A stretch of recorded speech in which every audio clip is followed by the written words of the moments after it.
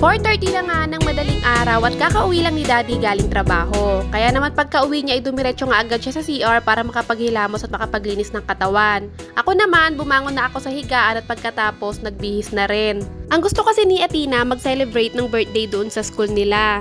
8 AM pa naman yung pasok niya pero kailangan maaga pa lang talaga ay makapagpa-reserve or maka-order na kami sa McDo. Para kapag oras na nga ng break time nila ay babalikan na lang namin o di naman kaya ipapadeliver na lang namin. Nakapag-base at nakapag-ayos na nga kami ni Daddy, si Athena naman ay tulog pa pero magigising naman yun kapag nag-alarm yung phone niya. At kapag nagising naman yun na nakita niyang wala kami ng daddy niya, hindi yun lalabas ng kwarto hanggat hindi kami dumadating.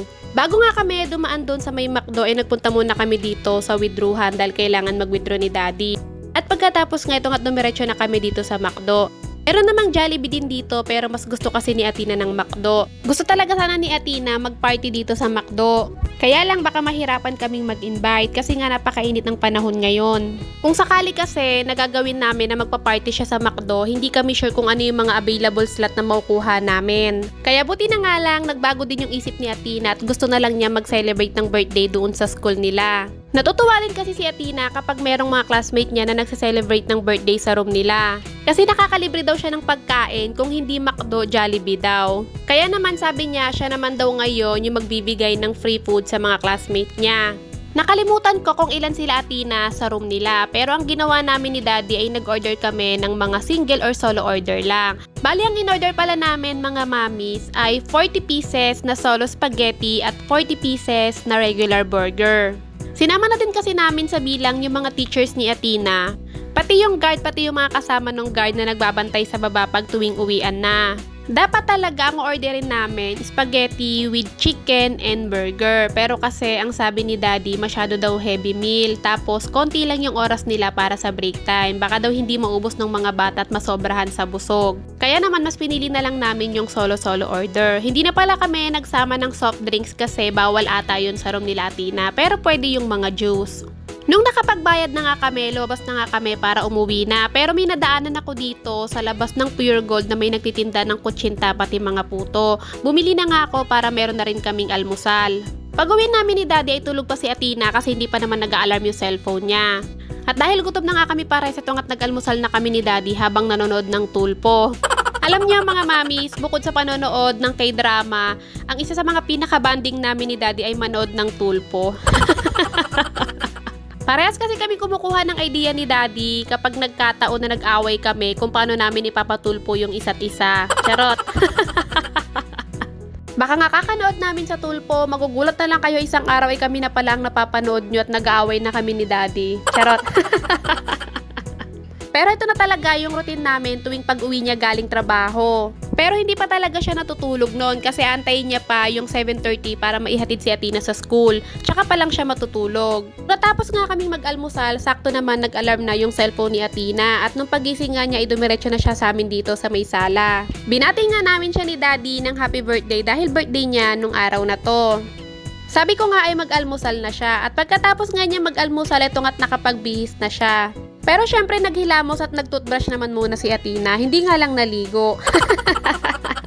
Nung nakapagbihis na nga siya, dahil nga bagong gupit siya, medyo nahihirapan ako kung ano bang style yung gagawin ko sa buhok niya. Marami naman siyang hairband kaya namili kami kung ano yung hairband na babagay sa buhok niya.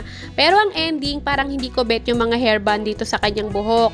Kaya naman ang ginawa nga namin, inipit ko na lang ulit sa kanya itong mga star na binili namin online. Medyo nahirapan lang talaga akong i-clip to kasi nga hindi siya straight kapag kinlip siya. Pero dahil paborito nga ni Athena itong hair clip na to, kahit mahirap talagang araw-araw ko pa din sa kanyang kinakabit to. Parang kailan lang na mapanood nyo si Athena sa mga vlog ko ay napakahaba ng buhok niya at halos ayaw niyang paggupitan. Ngayon naman halos ayaw niya nang magpahaba ng buhok. Hanggat maaari gusto niya yung super iksi talaga. Pero sabi ko nga dahil hindi pa naman niya kayang alagaan yung sobrang iksing buhok, kung ano na lang muna yung kakayat yung babagay sa kanya. Pagkatapos ko nga siyang lagyan ng hair clip, syempre hindi pwedeng kalimutan ang sunscreen. Lalo na sobrang init ng panahon ngayon mga mamis, kaya wag na wag natin kakalimutan na lagyan ng sunscreen yung mga anak natin. Etong sunscreen naman na gamit ko kay Athena mga mamis ay hindi siya malagkit or makati sa balat. Sa grocery store ko lang naman binibili yung sunscreen. Tapos yung binibili ko yung nasa sachet lang. Kasi yung nasa mga lalagyan sobrang mahal na. Pero matagal din naman maubos yung nasa sachet kasi nga pakonti-konti lang naman yung nilalagay ko kapag nilalagyan ko si Athena ng sunscreen. At saka yung binibili kong sunscreen mga mamis yung pambata talaga, hindi yung pang-adult. Pagkatapos naman ng sunscreen, isa sa mga hindi pwedeng kalimutan ay yung lip balm. Binilan ko din siya ng lip balm pero yung pambata. Kailangan din kasi ng labi natin yan mga mamis, lalo na si Athena, kahit malakas siya sa tubig, talagang nagdadry lagi yung labi niya. Buti nga ngayon ay pumayag-payag na siya na maglagay ng lip balm kasi dati talaga halos ayaw niya din talaga nung ganyan. Parang nailang kasi siyang kumain or uminom ng tubig kapag merong lip balm yung labi niya. Pero ngayon naman ay nasanay-sanay na siya. Nung natapos na nga makapag-asikaso si Athena, si daddy nga ay yahatid na siya. Ako naman ay nasikaso ko naman na itong mga juice na kasama doon sa meal ni Athena sa school. Bale itong mga juice na to ay gabi pa lang binili ko na para nga mailagay sa rep. Ang pinili ko ngang juice ay Minute Maid. Minute Maid baka naman. Charot. 3 box nga lang yung binili ko at pagkatapos bumili lang ako ng extra 4 pieces.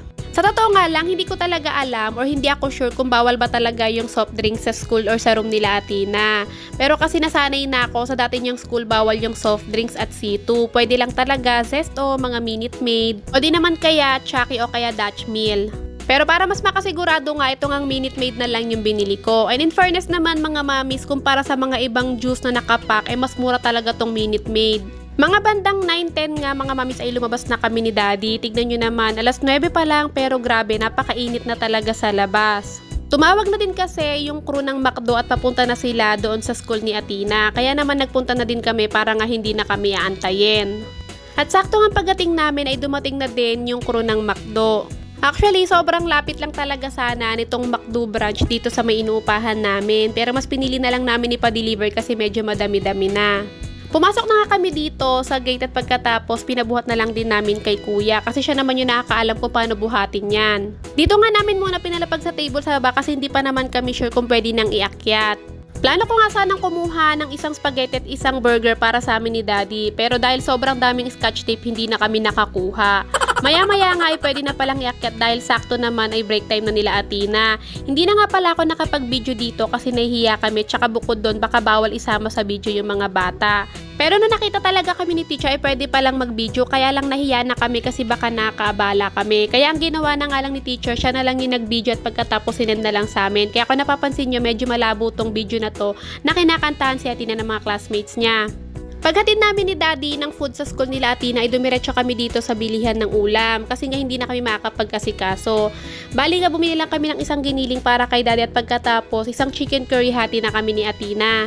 Ang out ni Athena sa school ay 12 pero sinusundo siya ni daddy ay 12:15. Nakaidlip nga lang kami ni daddy bago niya sunduin si Athena at pagkatapos si Athena ay nasa loob na ng kwarto nung mga oras na yan. Dahil nga hindi namin nadala yung cake niya sa room nila dahil akala namin bawal, naisipan nga namin ni daddy na kami na lang yung kakanta sa kanya ng happy birthday. Sa sobrang saya niya na nag-celebrate siya ng birthday sa school nila, nakalimutan niya na isa sa mga request niya ay gusto niya magkaroon ng mango cake. At dahil hindi niya nga alam na nabilhan din namin siya ng request niyang mango cake, kami na lang ni daddy yung magsasurprise sa kanya neto. Bukod doon, inorderan ko lang din pala siya online ng pangregalo ko sa kanya na DIY bracelet. Nakakahiligan niya kasi ngayon yung mga bracelet at madalas binibigyan siya ng mga classmate niya ng bracelet. Kaya sabi ko, binilhan ko siya neto para makagawa siya ng sarili niya at makapagbigay din siya sa mga classmates niya. Mura lang naman tong mga mamis, nasa 100 plus lang. Kaya dalawa na yung binili ko para mas marami siyang pagpipilian ng mga beads at marami siyang magawang design. Habang inasikaso ko nga yung cake pati yung ireregalo namin kay Athena, si daddy naman ay inaayos na yung gitara niya. Dahil surprise nga to at hindi alam ni Athena, gusto namin ni daddy parang haharanahin namin siya. Buti na nga lang din talaga ay hindi palalabas si Athena sa kwarto kapag nandito siya sa bahay kaya hindi niya alam yung nangyayari dito sa labas ng sala. Nung okay na nga ito nga sinindihan ko na yung cake at pagkatapos tumayo na kami dito sa may tapat ng pinto ng kwarto niya. Happy birthday to you. Happy birthday to you. Happy birthday, happy birthday. Happy birthday to you. Wish mo na. Ay. Ano mo sabihin na? Wow, di ka pwede kumain dito ha? Ay, hindi, akin lang. Yay! Pwede pa ka na camera? Yay! Pwede na ako matuwa ng sarili ko pong bracelet. Yes! Nakita ko yung salamin, no? Ito isa. Puro white lang siya. Kitang-kita namin ni Daddy kung paano niya na-enjoy yung birthday niya ngayong taon. Meron talaga sana kami ibang plano para sa birthday niya, pero dahil malaki na siya at siya na yung nagdesisyon kung ano yung gusto niya sa birthday niya, sinunod na lang namin ni Daddy. Kung ano nga yung makakapagpasaya kay Athena, syempre ginagawa namin ni Daddy. Thank you po pala sa lahat ng bumati kay Athena at sa lahat na nagbigay ng gift, pati na rin po ng cash gift. Maraming salamat po!